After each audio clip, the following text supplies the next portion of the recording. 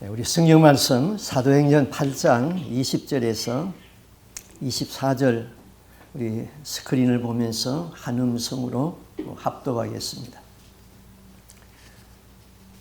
베드로가 이르되 네가 하나님의 선물을 돈 주고 살 줄로 생각하였으니 네 은과 함께 네가 함께 망할지어다.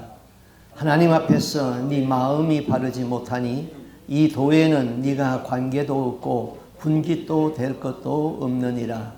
그러므로 너의 이 악함을 회개하고 주께 기도하라. 곧 마음에 품은 것을 사하여 주시리라. 내가 보니 너는 악독이 가득하며 불의에 매인 바 되었도다. 시몬이 대답하되 나를 위하여 주께 기도하여 말한 것이 하나도 내게 임하지 않게 하소서 하니라. 아멘. 오늘 설교 말씀은 그 사도행전 8장을 중심으로 해서 말씀을 드리겠습니다. 본문이 길어서 우리가 시간상 다 읽지는 않았습니다만은 그 말씀을 전하면서 우리 함께 읽도록 하겠습니다. 우리가 그 성경을 바로 이해하기 위하여서는 그 성경과 관련이 되는 그 초대 교회의 그 로마의 역사, 또 세계 속에 있었던 그 이스라엘의 역사, 또 족장시대 때에 있었던 그 애굽의 역사, 이런 것을 우리가 알게 되면은 우리 성경을 이해하는 데에 많이 도움이 됩니다. 초대 기독교 시대 때에 그 로마의 네로 황제부터 그 시작된 기독교 박해는 그 AD 313년에 콘스탄틴 대제가 기독교를 국교로 받아들일 때까지 약 250년 동안 기독교는 지속적인 박해를 받아왔던 것입니다. 그래서 오늘은 그 초대교회 때의 그 로마의 역사를 우리가 좀 살펴보면은 우리 신앙에 많이 도움이 될 줄로 믿겠습니다. 먼저 우리는 로마의 그 네로 황제에 대하여서 많이 들었죠. 네로는 그 제왕의 자질을 배우기 위하여서 당시 위대한 철학자였던 세네카를 그 선생으로 고용했습니다. 그런데 세네카가 남긴 말들 중에 우리가 지금도 기억하고 있는 말들, 그 유명한 말들이 있죠. 인간은 사회적 동물이다. 세네카가 한 말이죠. 또 인간은 그 오늘 죽을 것처럼 두려워하면서 영원히 살 것처럼 욕심을 낸다. 이런 것이 다 세네카가 한 말입니다. 그런데 AD 54년에 그 로마의 황제 클라디우스가 버섯을 먹고 의문스러운 죽음을 맞았습니다. 클라우디우스가 죽자 그의 어붓 아들이었던 네로가 황제가 되었습니다. 네로의 어머니는 그 아그리피나였었는데 한동안 네로가 어렸기 때문에 그 섭정을 했습니다. 그러나 네로는 그 권력을 독차지하기 위하여서 어머니까지 죽이는 그런 패륜을 저질렀지요. 그래서 아그리파는 그 네로의 어머니는 그 아들의 손에 의하여서 죽으면서 이런 말을 남겼습니다. 나의 자궁에 침을 뱉어라. 그런 말을 남겼죠. 네로의 스승 세네카도 네로에게 자살을 강요당했습니다. 그래서 독약을 먹고 죽게 됩니다. 네로는 세네카의 가르침과는 아주 반대로 살았습니다. 교육이 인간을 변화시키지만은 최고의 스승 밑에서 최악의 학생이 나올 수 있음을 이 사제관계에서 보여주었습니다. 네로는 그 음악에 아주 몰입하면서 광기에 넘치는 음악회를 종종 열었습니다. 청중은 그를 최고의 가수라고 무조건 칭찬하면서 감동의 박수를 쳐줘야 했습니다. 네로가 음악회를 열고 관리들을 초대하게 되면은 그 관리들은 황제의 초대였지만은 반가워하지 아니했습니다. 왜냐하면은 칭찬의 반응이 약할 경우에는 그 관객은 죽음을 면할 수 없었기 때문인 것이죠. 또 네로는 그 수도 로마의 황금 궁궐과 같은 그런 새로운 건물을 건축하는 것을 계획을 했습니다. 그러나 로마시가 꾸불꾸불하고 다음에 다닥다 붙어있는 그 수많은 집들이 자기 계획에 방해가 된다고 생각했습니다. 더군다나 그가 세울 수 있는 그 왕궁을 건축하는 한 장소는 인구가 아주 밀집되어 있는 시장바닥이었습니다. 네로는 이 부지를 확보하기 위하여서 모든 것을 불태워야밖에 할 수밖에 없다, 그렇게 생각을 했죠. 그래서 AD 64년에 네로는 사람을 시켜가지고 곳곳에다가 불을 붙였던 것입니다. 그 불로 인하여서 로마의 14개의 구역 가운데 10개 구역이 완전히 전소하고 말았습니다. 사람들이 삶의 터전을 잃었습니다. 네로는 그 불타는 로마를 바라보면서 옛날 트로이의 전쟁 멸망 그런 장면을 연상하였던 것이죠. 큰 화재 이후에 이제 백성의 분노가 치솟았습니다. 당황한 네로는 수습 대책을 내놓았습니다. 이재민에게 급식도 하고 또 구호소도 지어주었습니다. 그러나 황제가 방화범이라는 소문이 퍼져나갔습니다. 들끓는 이 민중의 분노를 어떻게 다른 곳으로 돌리기 위하여서 그는 희생양을 만들었죠. 기독교인들이 불을 질렀다. 기독교인들을 방화범으로 지목하고 처형을 명령했던 것입니다. 수많은 신자들이 온갖 방법으로 사형을 당했습니다. 네로의 기독교 박해는 크리스찬 역사가가 아닌 당시의 타키투스에 의하여서 이렇게 기록되어져 있습니다. 네로는 방화의 소문을 덮기 위하여 희생양을 만들었다. 희생양은 빌라도에게 처형을 당한 예수를 믿는 기독교인들이었다. 수많은 그리스도인들이 붙잡혀서 놀이개처럼 희롱을 당하고 목숨을 잃었다. 어떤 사람은 동물 가족을 덮여 씌워서 개에게 물려 죽었고 십자가형도 처해졌다. 일부는 로마의 어두운 밤을 밝히는 횃불로 사용되어서 불에 타 죽었다. 시민들이 기독교인들을 동정할 정도였다. 이 신도들은 공공의 유익을 위하여 처형된 것이 아니라 한 개인 네로의 잔악함 때문에 살육을 당하였다. 그렇게 역사 기록에 남아있는 것입니다. 그때에 예수님의 수제자 베드로는 이 체포를 면하기 위하여서 이제 외곽으로 도망을 가고 있었습니다. 베드로가 황급히 도망을 갑니다. 그런데 환상 중에 로마시를 걸어 들어오는 예수님의 모습을 보게 됩니다. 베드로가 묻습니다. 주여, 어디로 가십니까? 큐바디스 도미네? 주님은 이렇게 대답합니다. 네가 버린 로마를 위해 내가 다시 십자가를 지러 가노라. 환상 가운데 대화를 나눈 베드로는 한참을 바닥에 엎드렸다가 순교를 결심하고 로마에 입성하여서 십자가형을 받습니다. 그는 스스로 십자가에 거꾸로 매달려 처형당할 것을 요구했습니다. 그래서 AD 64년 10월 13일에 베드로는 십자가에 거꾸로 매달려서 처형을 당했습니다.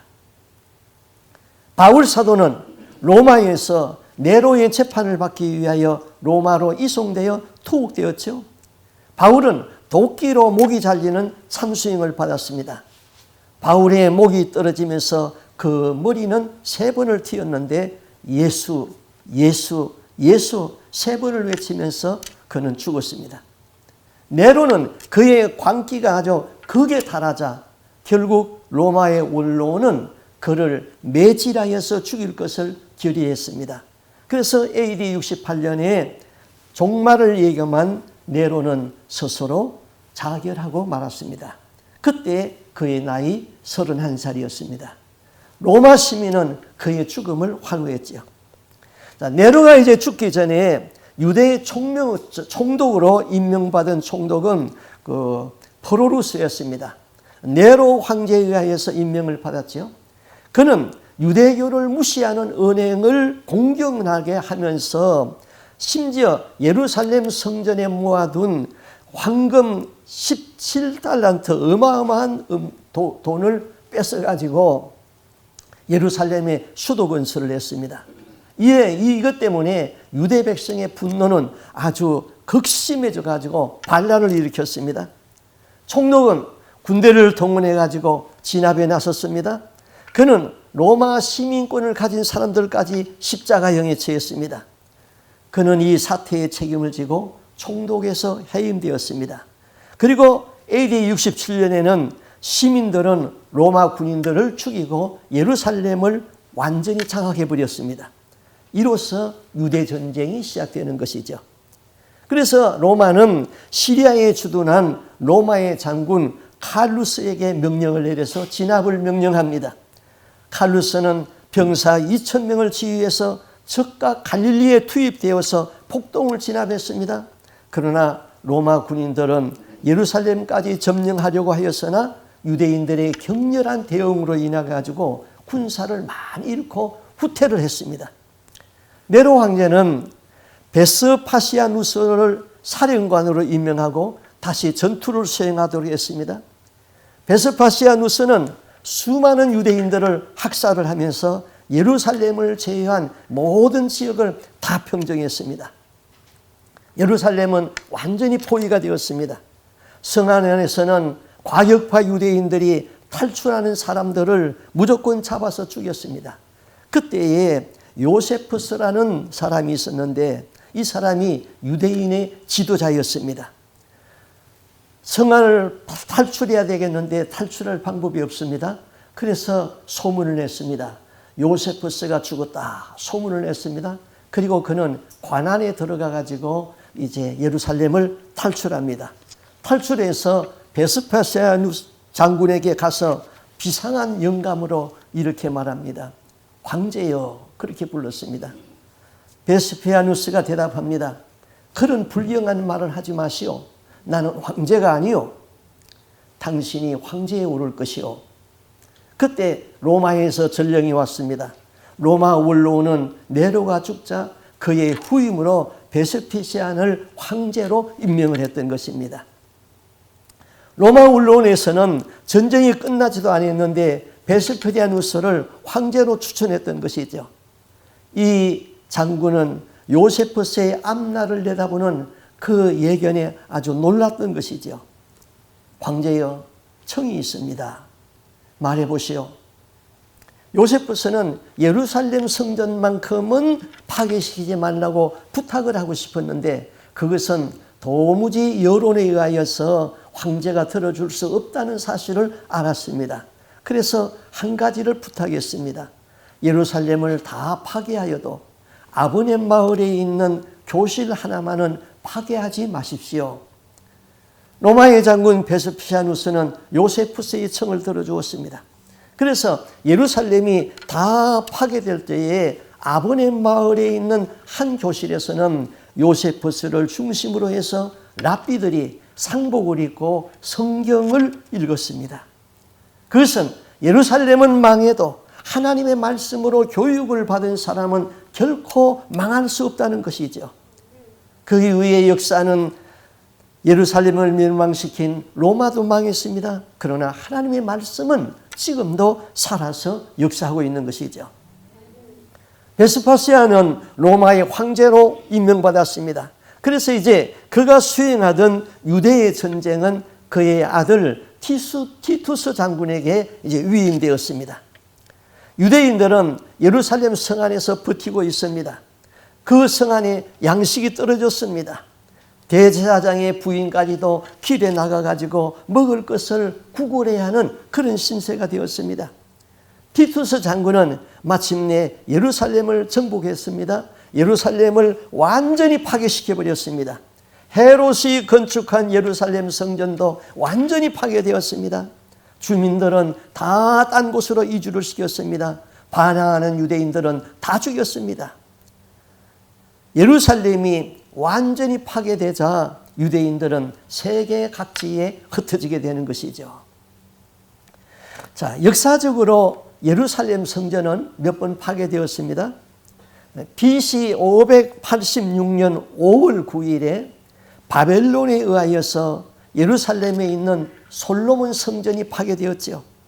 그렇게 아름답게 지었던 솔로몬 성전도 그 안에 우상이 들어오니까 완전히 파괴되어 가지고 세상에 웃음거리가 된 것이지요. 성전이 우상이 되고 이스라엘의 죄가 관영하였을 적에는 하나님은 바벨론을 도구로 들어서 심판의 도구로 사용하여서 예루살렘을 완전히 멸망시켰습니다. 그런데 또 공교롭게도 AD 69년 5월 9일 날짜가 같아요. 헤롯 성전이라고 불리는 예루살렘 성전이 로마에 의하여서 다시 완전히 파괴되었습니다. 예수님 그렇게 예언했지요. 이 건물이 돌 위에 돌 하나도 남기지 아니하고 파괴되리라. 그 말씀을 하신 이후에 36년 이후에 그대로 이루어졌습니다. 그 후 유대 나라는 1948년에 나라를 수립할 때까지 2000년 동안 전 세계에 흩어져서 혹독한 고난을 받았죠. 그런데 바울은 신약에서 뭐라고 말합니까? 너희가 하나님의 성전된 것을 알지 못하느냐 그랬습니다. 우리의 마음에 성령이 와서 계시기 때문에 우리가 성전이 되었습니다. 그런데 그 성전이 더러워지면은 파괴시킨다고 그랬어요. 우리는 우리의 마음의 성전을 더럽히지 말고 거룩하게 유지해야 되는 것이죠. 자, AD 79년에 베스파시아누스가 황제가 죽었습니다.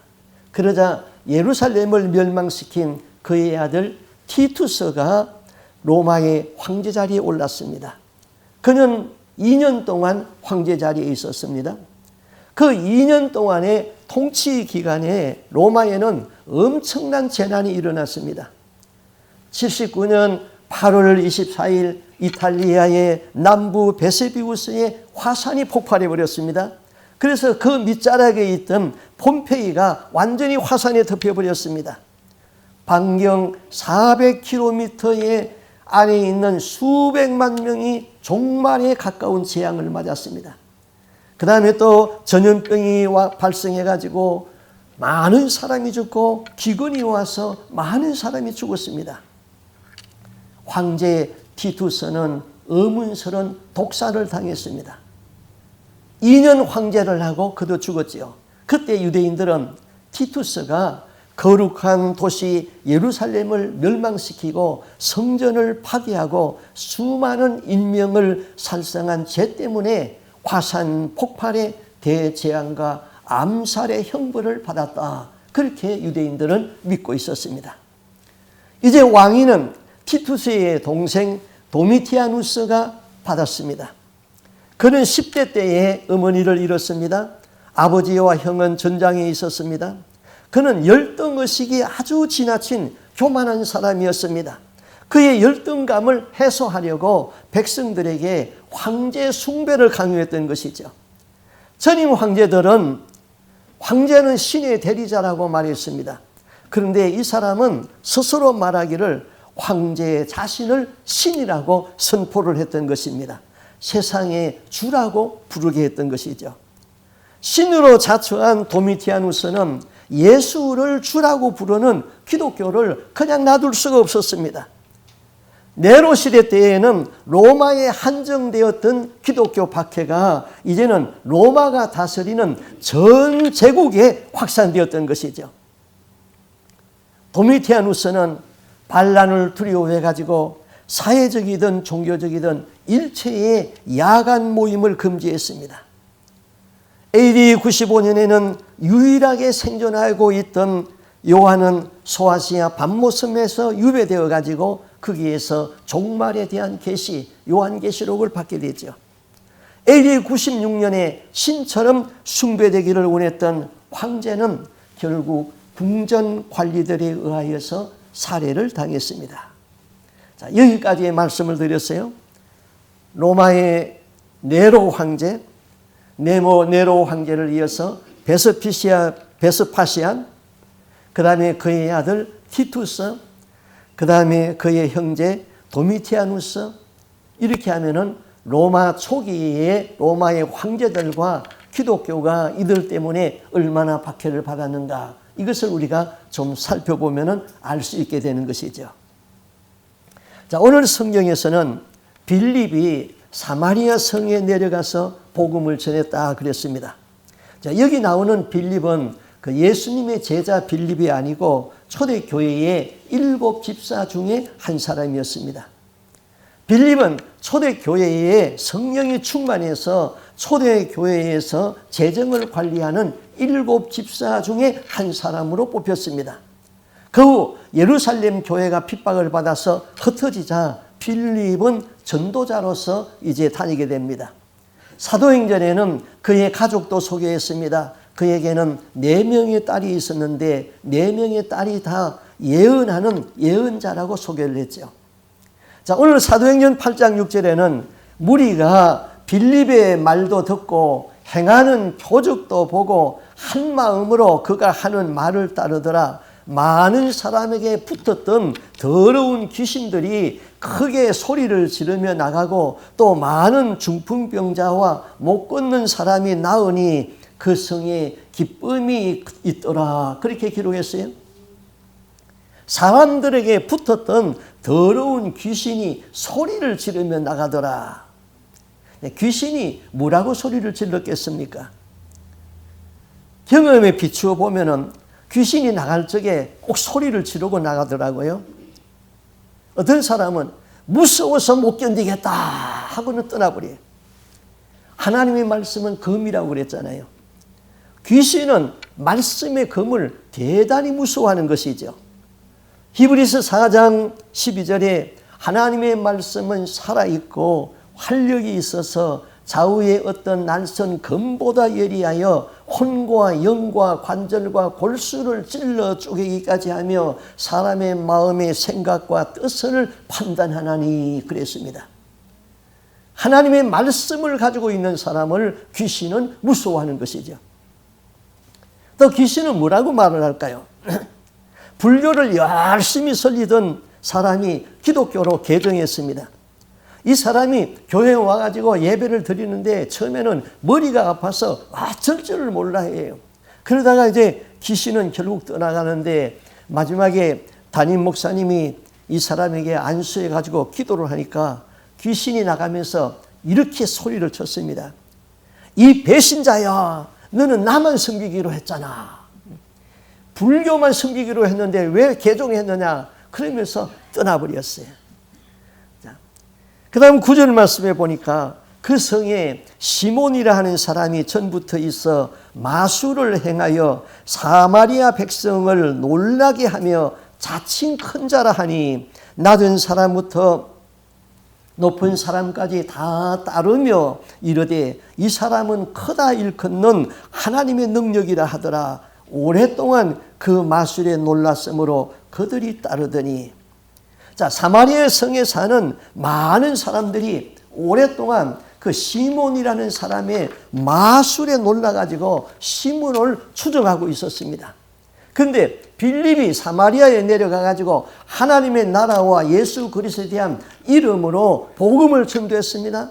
그 마술사 시몬도 믿고 세례를 받고 전심으로 빌립을 따라다니다가 그 나타나는 표적과 큰 능력을 보게 되었죠. 그는 마술로서 사람들을 놀라게 하면서 스스로 큰 자라고 자처했던 사람입니다. 이 사람이 예수를 믿었어요.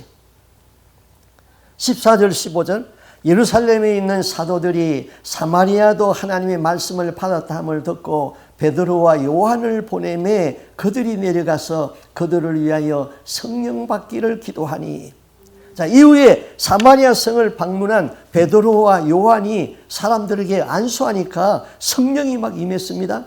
성령 받은 사람들이 예언을 하고 능력도 나타났습니다. 이 광경을 목격한 시몬은 즉시 지갑을 열어가지고 돈을 꺼내주면서 그 희한한 능력을 나에게 좀 팔으라고 요청을 했습니다. 시몬은 마술사였어요. 마술은 사람을 교묘하게 속이는 기술이거든요. 시몬은 뛰어난 마술로서 마술에 필요한 기구나 책은 값에 많고 적음을 막론하고 사들였던 것을 사들였죠. 그는 성령의 임재를 보고 그 권능을 돈으로 살려고 했다. 자, 중세교회의 타락은 구조적인 부패와 성직자의 낮은 자질로 중세교회가 쇠퇴하는 요인이 되었습니다. 그 중에 타락의 극치는 성직을 돈으로 매매했다는 것이죠. 돈을 주고 교회의 성직을 샀습니다. 이것은 사도행전에서 나온 마술사 시몬의 행위의 기초에서부터 이것이 발전해 간 것이죠. 영적인 신분을 돈을 주고 살려고 했다. 이것이 오늘날 우리 교회가 아니라 이 시대의 교회에 버젓이 행해지고 있는 것을 여러분은 모릅니까? 안수집사, 권사, 장로의 직분을 받을 적에 교회에서는 건축은금 명목이라든지 무슨 명목을 붙어가지고 헌금을 활당을 시킵니다. 근데 적은 교회는 별 문제 아니지만은 큰 교회 같은 데는 권사 한 번 임명받으면요, 수십 명씩 권사를 받아요. 또 안수집사도 수십 명이에요.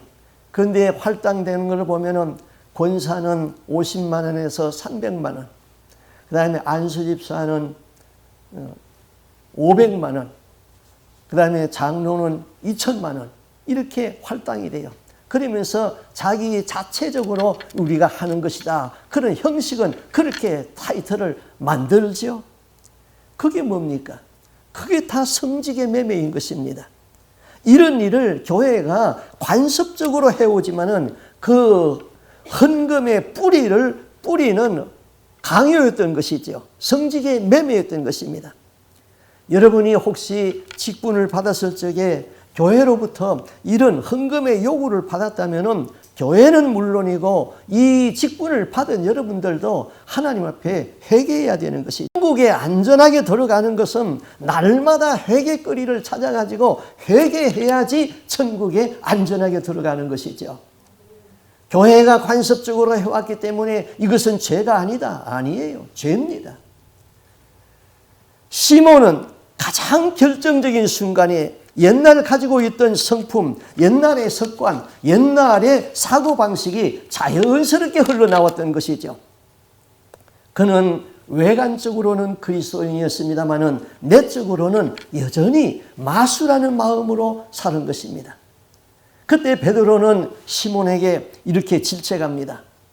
20절에 베드로가 이르되 네가 하나님의 선물을 돈 주고 살 줄로 생각하였으니 네 은과 함께 네가 함께 망할지어다. 시몬은 하나님을 믿는다면서도 하나님보다 돈의 힘을 더 신뢰했던 것이죠. 그는 만사를 다 돈으로 해결하려는 사람입니다. 그런 사람은 망하게 되어 있는 거예요. 그 다음 베드로의 말은 이제 해결책을 제시했습니다. 22절, 그러므로 너의 이 악함을 회개하고 주께 기도하라. 혹 마음에 품은 것을 사하여 주시리라. 내가 보니 너는 악독이 가득하며 불의에 매인 바 되었도다. 여기 우리말에 혹 이렇게 번역되었습니다. 그 의미는 혹시 하나님이 용서해 주실 수 있다는 의미로 우리가 이해하기가 쉽죠. 그러나 이것은 번역의 실수입니다. 이 말씀은 회개하고 주님께 기도하면은 반드시 너의 죄를 사하여 주시리라는 말씀인 것이죠. 여기 기도하라 이 말은, 이 단어의 원문은 그 데오마이 이런 말인데 묶는다, 붙들어 맨다 그런 의미가 있습니다. 네 마음을 주께 붙들어 매라. 베드로가 이 말은 임의로 한 말이 아닙니다. 그 말은 주님이 가르쳐 주신 말씀이었습니다. 누가복음에 보면은 장차 임할 이 대환란에 대하여서 예수님이 제자들에게 이렇게 말씀했습니다. 누가복음 21장 36절에 이러므로 너희는 장차 올 이 모든 일을 능히 피하고 인자 앞에 서도록 항상 기도하며 깨어 있어라 하시니라. 예수님은 어떤 환란이 와도 기도로 깨어있는 사람은 주님 앞에 설 수 있다는 것이지요. 여기 기도하며 이 말씀이 데오마이 이 말인 것입니다. 이 말씀은 네가 회개하면은 하나님이 반드시 너의 죄를 사하여 주신다. 그런 의미가 있는 것이죠. 베드로는 시몬에게 주님께 기도하라고 하였습니다. 너 자신을 주님께 묶어두라. 네 마음을 주님께 동여매라. 우리는 흔히 기도를 자기 소원을 하나님 앞에 아뢰는 것으로 그렇게 우리는 이해하고 있죠. 물론 그것도 기도입니다. 그러나 바른 기도는 나의 마음을 주님께 붙들어 매는 거예요. 내 마음을 주님께 동여매라. 그 실천 여부는 시몬 자신이 해야 되는 것이죠. 목회자는 그것까지는 할 수가 없는 것이죠. 말을 물가에 몰고 갈 수는 있지만은 물을 마시는 것은 말 스스로가 해야 되는 것이죠. 그러면은 책망을 받은 시몬의 반응이 어떠했습니까? 사람들이 힘들어하는 것이 이거예요. 자기를 책망하는 말을 듣지 않습니다. 특별히 나이가 들어가면서 더욱 못합니다. 책망을 소화하는 능력이 사람들에게 없어요. 왜 못합니까? 책망을 받으면 무시당하는 느낌을 받습니다. 자신도 알 만큼 알고 세상을 살 만큼 살았는데 나를 무시하여서 책망한다고 생각하고 있는 것이죠. 그래서 바른 소리를 하면은 친구 관계로 잘 지내던 사람이 관계가 서먹서먹해집니다. 시몬은 어떠했습니까? 베드로가 책망했지요. 내가 보니 너는 악독이 가득하며 불의한 바에 매인 바 되었다. 그때 시몬이 이렇게 대답합니다. 시몬이 대답하여 이르되 나를 위하여서 주님께 기도하여 말한 것이 하나도 나에게 임하지 않게 하소서 하니라. 시몬은 베드로의 책망을 그대로 받아들이고 용서를 빌었던 것입니다. 그 다음 사마리아에서 이제 복음을 전한 빌립은 성령의 지시를 받게 되죠. 이 말씀은 우리 한번 같이 읽어보겠습니다. 사도행전 8장 26절 말씀이죠. 같이 읽어보겠습니다. 주의 사자가 성령이 빌립더러 이르시되 이 수레로 가까이 나아가라 하시거늘. 자, 빌립이 달려가서 선지자 이사야의 글 읽는 것을 듣고 말하되 읽는 것을 깨닫느냐. 대답하되 지도해 주는 사람이 없으니 어찌 깨달을 수 있느냐 하고 빌립을 청하여 수레에 올라 같이 앉으라 하니. 여기까지만 읽겠습니다. 자, 예루살렘은 하나님의 도성이에요. 빌립이 예루살렘에서 유대인들이 개척업하는 그런 사마리아 땅에 가가지고 복음을 전했습니다. 그런데 성령은 그를 다시 이제 광야로 내보냈습니다. 가사로 내려가는 길은 그 블레셋 사람들이 살고 있는 이방인의 땅이었어요. 그곳은 해안이고 이디오피아로 내려가는 도로로 연결되는 곳이었습니다. 그런데 하나님은 그곳으로 가라고 했어요. 사마리아에서 70km 떨어져 있는 광야길로 가라는 거예요. 하나님은 빌립을 통하여서 복음을 전해야 할 수 있는 한 사람을 지금 점찍어 두고 있는 것이죠. 그가 일어나서 갑니다. 8장 27절에 일어나서 가서 보니 에디오피아 사람 곧 에디오피아 여왕 간다게의 모든 국고를 맡은 관리인 네시가 예배하러 예루살렘에 왔다가 돌아가는데 수레를 타고 선지자의 글을 읽더라. 자, 그곳에서 만난 사람은 그 아프리카의 이디오피아의 왕의 국고를 맡은 네시라고 그랬어요. 이디오피아의 재정을 맡은 자가 그 먼 이디오피아에서부터 예루살렘까지 와가지고 하나님 앞에 예배를 드리고 지금 마차를 타고 자기 나라로 돌아가는 길입니다. 그가 하나님을 얼마나 많이 사모했겠어요? 예루살렘 성전에 와봐야 그는 이방인이기 때문에 성전 안에 들어갈 수가 없었습니다. 예루살렘 성전 바깥뜰에서 예배를 드려야 했죠. 그럼에도 하나님은 네시가 하나님을 사모하는 그 마음을 알고 그를 점찍어 보고 있었어요. 그래서 빌립을 명령해서 광야로 내려가라 그랬습니다. 그리고 광야에 내려가서 네시를 만나게 되죠. 29절 말씀, 29절에서 35절까지 우리 한번 같이 읽어볼까요? 성령이 빌립더러 이르시되 이 수레로 가까이 나아가라 하시거늘 빌립이 달려가서 선지자 이사야의 글 읽는 것을 듣고 말하되 읽는 것을 깨닫느냐 대답하되 지도해 주는 사람이 없으니 어찌 깨달을 수 있느냐 하고 빌립을 청하여 수레에 올라 같이 앉으라 하니라.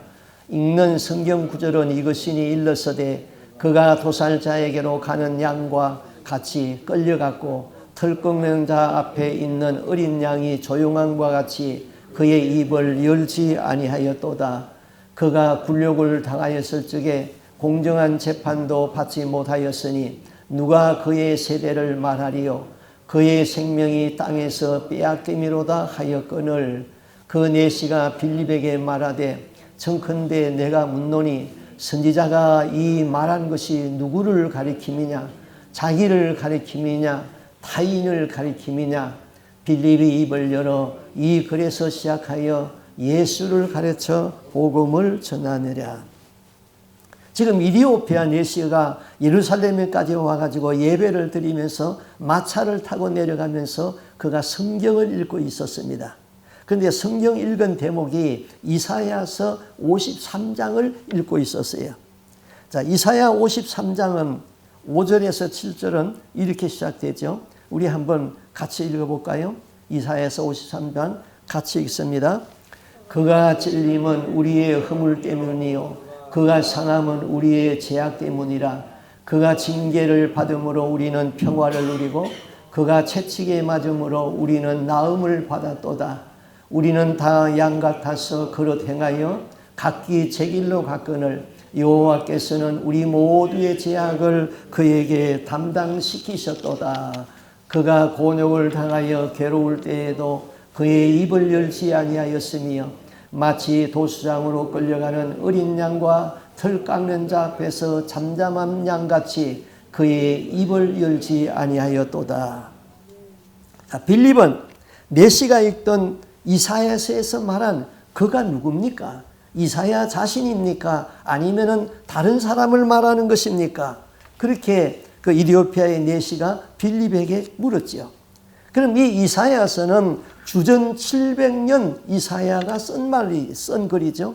이사야는 주전 예수님이 오시기 전 730년 전의 사람이에요. 그 이사야가 앞으로 오실 메시아 예수에 대하여서 말씀한 것이 이것이죠. 그러면 이사야 53장 5절에서 7절 말씀에 그가 예수라는 것을 우리가 알 수 있잖아요. 그러면 내가 만약에 빌립이었다면 이렇게 아마 가르쳤을 것 같아요. 그를 예수니까 거기에다가 예수를 대입해서 읽으면 틀림이 없는 것이죠. 우리 다시 한번 읽어볼까요? 그럼 이사야 53장 5절에서 7절 말씀을 그는 예수니까 예수가 그렇게 읽고요.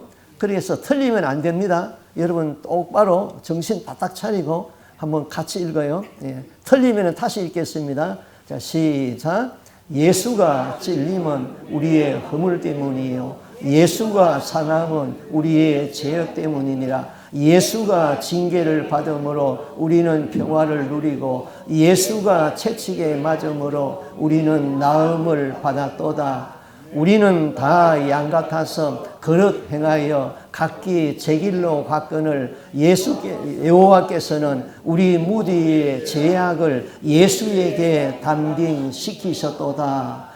예수가 곤욕을 당하여 괴로울 때에도 예수의 입을 열지 아니하였으며 마치 도수장으로 끌려가는 어린 양과 털 깎는 자 앞에서 잠잠한 양같이 예수의 입을 열지 아니하였도다. 이렇게 읽으면 쉽게 성경이 이해되어지는 것이죠. 그래서 오늘날 그 유대교에서는요, 이사야 53장은 절대로 읽지 말라는 금서령이 내렸습니다. 이사야 53장을 읽으면 예수가 메시아라는 것을 즉각 이해되니까 유대교는 이것을 읽지 못하게 금서령을 내렸죠. 36절 38절 길 가다가 물이 있는 곳에 이르러 그 내시가 말하되 보라 물이 있으니 내가 세례를 받음에 무슨 거리낌이 있느냐? 이에 명하여 수레를 멈추고 빌립과 내시가 둘 다 물에 내려가 빌립이 세례를 베풀고. 자, 빌립은 물이 있는 곳에서 에티오피아의 내시에게 세례를 베풀었어요. 이건 굉장히 샤킹한 사건입니다. 빌립은 성직자가 아니에요. 병신도 안수 집사예요. 병신도 안수 집사가 지금 에티오피아의 내시에게 세례를 준 것이죠. 그냥 오늘날 세례 주는 거는 이제 교회가 자꾸 제도화되면서 세례는 목사만이 베풀 수 있다. 이게 이제 제도화된 것이죠. 예. 아프리카에 내려간 내시는 그 나라에 가서 복음을 전했습니다. 아프리카의 이디오피아가 제일 먼저 예수 믿는 나라가 되었습니다. 이디오피아의 간다게 내시가 빌립에게 전도를 받았기 때문이죠. 간다게 내시는 자기 나라에 가서 기독교를 전파했어요. 그 이후에 316년에 에자나라는 사람이 유대교에서 기독교로 개종을 했고 그가 왕이 되면서 기독교는 크게 확장되었습니다. 그래서 에티오피아는 아프리카 대륙에서 그 3000년 동안 국가의 지위를 계속 유지한 그런 유일한 나라인데 기독교 국가가 된 것이죠. 그 다음 39절 40절 말씀을 보겠습니다. 둘이 물에서 올라올 때 주의 영이 빌립을 이끌어 간지라 내시는 기쁘게 길을 가므로 그를 다시 못하니라. 빌립은 아소도에 나타나 여러 성을 지나다니며 복음을 전하고 가이사라에 이른지라. 이건 참 그 놀라운 그 사기가 사기인데요. 세례를 받자마자 빌립이 없어졌어요. 세례를 베풀고 나니까 빌립이 없었어요.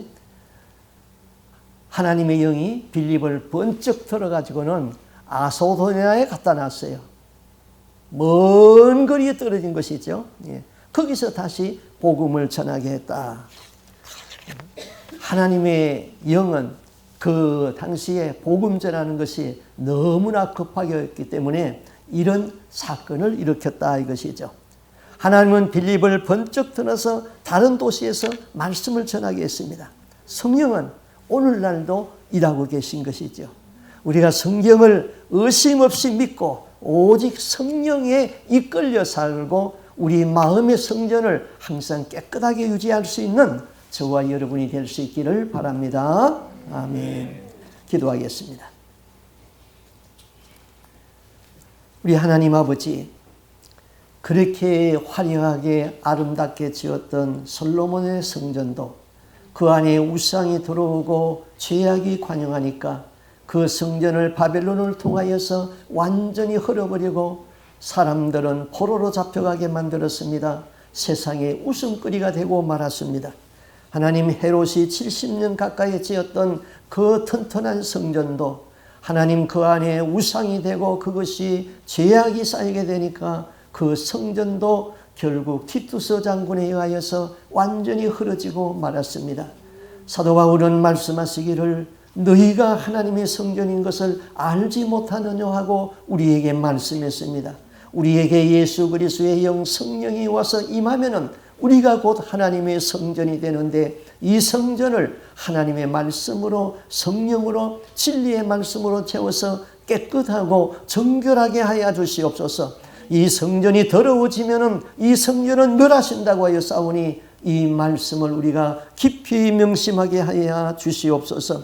하나님 아버지, 오늘날 교회가 자기도 알지 못하는 사이에 변질되고 타락되어 가고 있습니다.